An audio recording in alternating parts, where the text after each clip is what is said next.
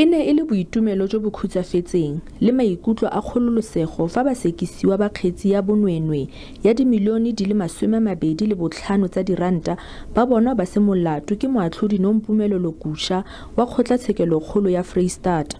Gusha o neelane ka katlholo ya gagwe e neng e botsolosa dipatlisiso tsa bosekisi. O kaile dipatlisiso tsa kgetsi jaaka metlae mme a re mosupi wa puso Shadrack Cezula o ne a tilatila mme a neelana ka dikarabo tse di sa tlhamalalang. It deems to be noted already at this stage of the judgment that Mr. Cezula is on this score a single witness. His evidence, therefore, as both a single and an accomplice witness, stands to be treated with caution. Diphelelo tsa tsheko di itumedisitse basekisiwa mme ba re ba akanya go sekisa puso. Clearly, we're relieved and pleased with the outcome. But given the sort of damning judgment that was handed down, we are actually, I'm quite angered.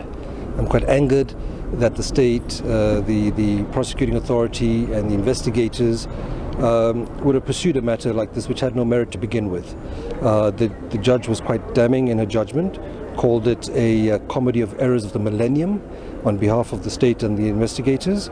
Botsamaisi jwa dipatlisiso jwa NPA jwa re phelelo ya kgetsi eno ga e kae bokgoni jwa bone go sekisa dikgetsi tsa komishene e neng e batlisisa go tlhotlhelediwa ga puso ke ditheo tsa private.